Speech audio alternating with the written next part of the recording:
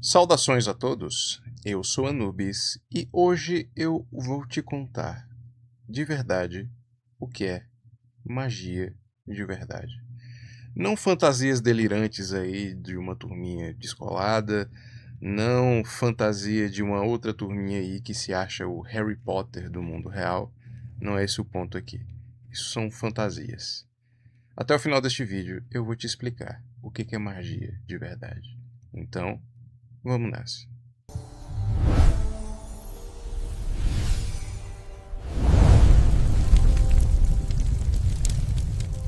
Eu gosto muito de, sempre gostei na verdade, de estudar idiomas, especialmente a parte de filologia e etimologia, porque quando alguém formulou uma palavra, uma ideia ou um conceito, essa pessoa queria transmitir por meio dela uma ideia.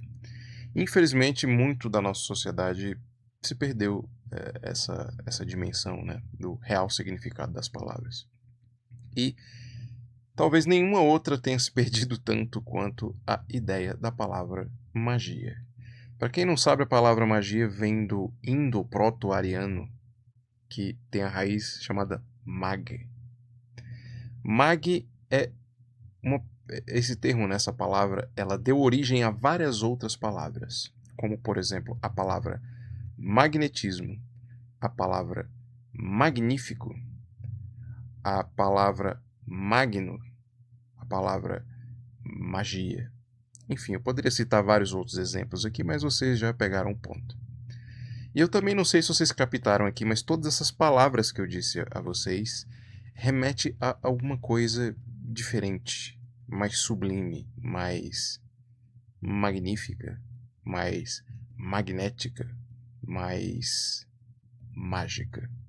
O que eu quero dizer aqui com vocês? É que esta palavra carrega em si o sentido de algo que é mais elevado, é mais profundo. Por exemplo, o magnetismo é um poder sutil que nós não conseguimos perceber que existem ali entre os metais, de forma que alguns conseguem ser captados por esta força que nós chamamos de magnetismo, não é isso? Da mesma forma, quando a gente fala de uma pessoa magnífica, o que a gente está querendo dizer com isso? Com uma pessoa diferenciada, uma pessoa que tem um atributo que as outras não têm.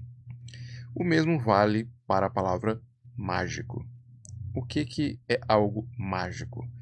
É algo que transcende o comum, o normal, o banal, enfim. Chame do jeito que você quiser, mas você pegou a ideia.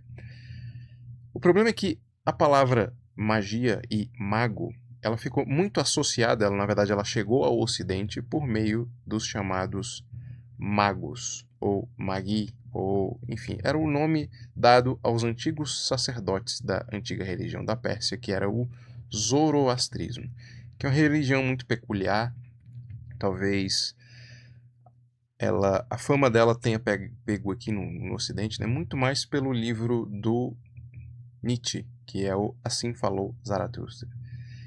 O Nietzsche ele não fala como é de fato a religião persa e tudo mais. Ele basicamente usou o personagem, a figura do Zaratustra, que é um profeta que, enfim, muitos consideram a religião persa o, vamos dizer assim, a base daquilo que veio a se tornar o judaísmo e o cristianismo, etc. Assim, não foi uma influência muito direta, mas influenciou, uma vez que os judeus já estiveram sob a égide do Império Persa e muitos judeus foram morar na Pérsia. Muitos livros foram escritos na época desse período, onde o Império Persa estava dominando, e evidentemente o zoroastrismo, por meio da influência política do Império Persa, influenciou o judaísmo de forma que a gente nem sabe de fato expressar exatamente como, né? Pois bem, esse conceito pegou. O Nietzsche, ele na verdade, ele usou talvez o personagem do Zaratustra simplesmente para não usar algum outro profeta, tanto do judaísmo ou no cristianismo, por causa que ele não queria criar esse conflito, né? Ele não queria ele não queria. Eu sempre foi muito crítico dessas duas religiões, né? De forma que ele recorreu a um outro personagem de uma outra religião, mas ele meio que descaracterizou o personagem do Zaratustra para ser útil à narrativa e às ideias que ele queriam que ele queria expressar no livro, né? Recomendo fortemente a leitura. É um livro bem interessante, mas pesado, denso, como quase tudo aquilo que o Nietzsche escreve. Pois bem, o ponto é que este conceito pegou e a figura do mago ela deixou cada vez mais de ser no Ocidente esse sacerdote da antiga religião da Pérsia e cada vez mais se tornou sinônimo de alguém que é capaz de manipular poderes sutis da realidade para impor a sua vontade. De forma que, evidentemente, esse conceito evoluiu, várias religiões, tradições, dá cada uma um nome diferente para essas coisas, de forma que isso virou uma imensa confusão. E é parte do problema etimológico, linguístico aí, da confusão da palavra mago, né? Tanto que criou-se até a distinção, né, entre o mago e o mágico. O mágico seria alguém que manipula os sentidos das pessoas para fazer alguma brincadeira, enfim. E o mago seria, de fato, uma pessoa diferenciada, vamos dizer assim. É curioso que no português existe essa diferenciação, mas no inglês não existe. É por isso que o Aleister Crowley fez questão de criar o conceito de magic, né? Porque no inglês é só magic, que termina com C. Só que ele meio que formulou a palavra no inglês magic terminado com K como sendo o mago. Ou seja, a palavra na língua inglesa magic, ou seja, o mago e o mágico é a mesma coisa. Aqui na língua portuguesa, curiosamente, não. Enfim, isso é aspecto histórico, mas isso é muito interessante, porque o Crowley talvez tenha sido um dos personagens principais aí que meio que, vamos dizer assim, foi uma das figuras mais determinantes para a gente entender o que hoje é magia. Eu não vou falar muito dele, a verdade é que você pode descobrir muito mais do que eu sou capaz de informar aqui, meramente pesquisando aí na internet. O ponto é, eu não quero devagar aqui com vocês, eu quero ser bem sucinto. O que é magia? Eu não sei se vocês puderam pensar, analisar a fundo nesse conceito das palavras que eu citei no início, né? Eu fiz até questão de fazer o exercício de vocês perceberem o que todas as palavras têm em comum. O que elas remetem essencialmente. Se a gente pesquisar a fundo tanto a ideia primordial dessa palavra, dessa raiz etimológica, quanto da definição que se dá hoje do mago, o mago seria alguém diferenciado. Alguém que é capaz de fazer coisas que a maioria das pessoas não são. Então, considerado o conceito, a origem etimológica e o sentido que nós damos hoje, qual seria o melhor meio termo, a melhor junção dessas duas expressões, de forma que isso expressasse de fato uma ideia interessante, um conceito verdadeiro, algo que permitisse a gente entender o que de fato é magia? Existem várias definições aí que nós temos hoje, né? Existe uma que é bem interessante, que se chama, né, que magia é o ato de causar transformações na realidade. Bom, interessante, né? Porque de fato isso é um mago, é um cara que cita lá umas palavras, né, no imaginário coletivo e bum, de repente alguma coisa acontece, né? Tem até o mágico aí do Mickey, que eu acho que ele ficou bem famoso aí, acho que influenciou uma geração inteira aí de jovens na época que hoje são adultos, né, no sentido do que é o mago, né? Enfim, tem várias figuras aí que modelaram nosso imaginário, né, quando a gente era mais novo, desde o Mago Merlin até o Gandalf do Senhor dos Anéis, enfim. E a verdade é que se a gente mergulhar a fundo nestes personagens, nesses conceitos, nessas ideias, a gente perceber que o mago, na verdade, é um atributo inerente a qualquer pessoa. O cara que é magnífico, o cara que é magnânimo, o cara que é magnético, o cara, por exemplo, algo extremamente banal também, por exemplo, aqui no Brasil nós chamamos um dos apelidos do Ronaldinho Gaúcho do futebol é o bruxo. Por que bruxo? Porque todo mundo que assistiu aquele cara jogar percebeu que ele não jogava futebol de uma maneira normal, ele jogava de uma maneira magnífica, de uma maneira magnânima, de uma maneira magnética. Enfim, o Ronaldinho Gaúcho tinha habilidades que a maioria das pessoas não tinham com a bola. E isso fez criar no imaginário coletivo a ideia de que ele não era um homem normal, ele era um bruxo do futebol. E é exatamente isto que é essencialmente a magia. A melhor definição que eu gosto de magia é que a magia é ser capaz. Ou seja, a magia na verdade é um atributo de cada pessoa, no sentido de fazer algo de uma maneira excepcional. Um grande exemplo histórico que nós temos é Alexandre o Grande, que foi um dos maiores guerreiros e conquistadores da história. Era um cara que simplesmente vivia lá no cu do mundo de um reino chamado Macedônia, e antes dele morrer, ele conquistou boa parte dos impérios do mundo conhecido. Ou seja, o homem foi um furacão. E é por isso que ele ganhou a alcunha de Alexandre Magno, Alexandre o Grande.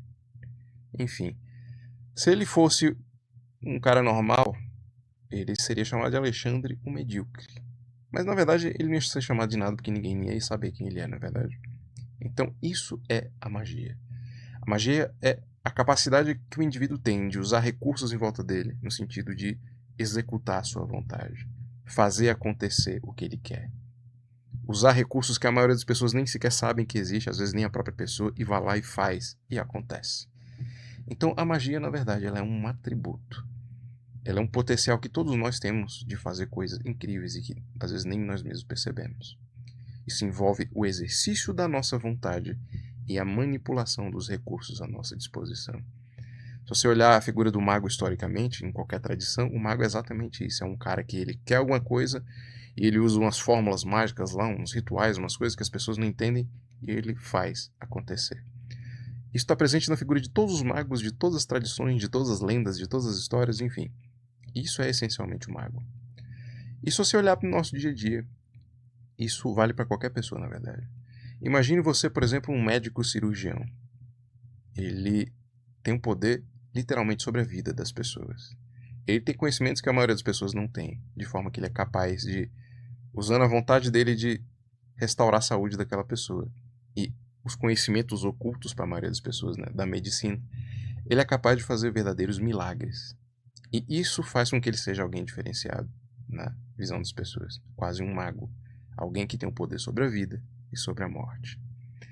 Então, infelizmente a gente vive numa era onde a magia ela foi muito, vamos dizer assim, maltratada e banalizada, porque a gente vive uma era onde vários grupinhos, sobretudo de jovens, acham que são Harry Potters, acham que vão comprar um almanaque de magia de um livrozinho e vão fazer aqueles rituais e a menininha vai fazer uma amarração pro amor. Enfim, o conceito de magia ele foi absolutamente banalizado, porque ele se rebaixou a um nível das pessoas medíocres. A magia era exatamente a capacidade de você se elevar a um nível superior da maioria das pessoas, de ser capaz do que a maioria não é. Mas graças à nossa era onde tudo é acessível, isso se rebaixou ao nível de que qualquer pessoa acha que pode ser este mago, fazer as coisas acontecerem, basicamente seguindo rituaizinhos, enfim. Eu não quero aqui ofender ninguém, não quero tecer críticas a determinadas tradições de magia, mas vocês entenderam o meu ponto. Enfim, o que eu queria transmitir para vocês aqui neste vídeo é que vocês parem de ver magia como essa coisa teatral e ridícula que infelizmente se tornou. Magia é o fato de que todos nós somos magos. Alguns mais competentes, outros não. Todo mundo está o tempo todo querendo impor a sua vontade à realidade. Só que quase sempre, para a maioria das pessoas, a vontade dessas pessoas não se realiza. Ou por uma vontade muito fraca, ou por pura ignorância de como funcionam as leis que regem a realidade. Existe uma outra dimensão de magia que eu vou trazer nos próximos vídeos aí, de que o conceito de magia é muito convergente com física quântica.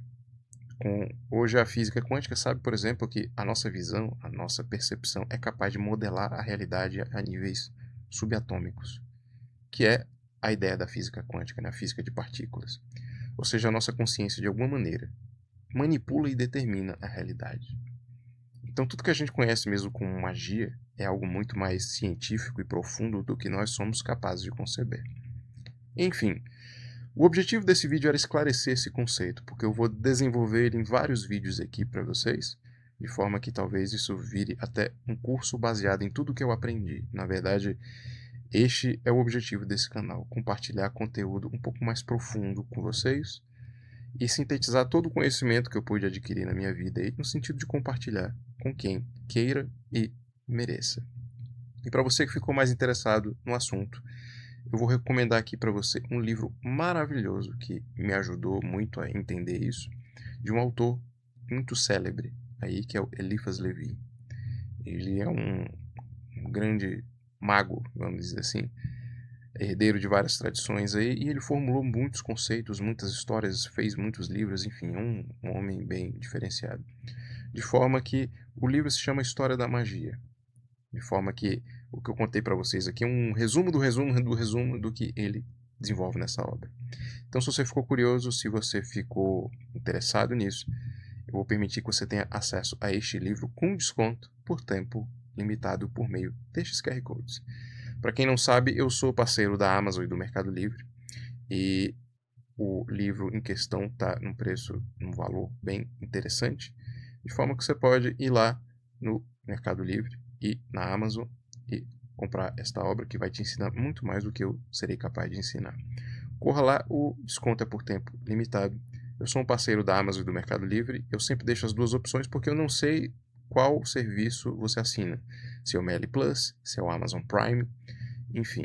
De qualquer forma, se você for assinante do Amazon, se você não for assinante do Amazon Prime, eu também sempre deixo aqui os links na descrição do vídeo sobre os serviços da Amazon, né? Porque se você adquirir o Amazon Prime, além do frete grátis, você ganha toda uma suíte aí de recursos que você pode usar, são vários benefícios, enfim, conheça aí se você não é assinante.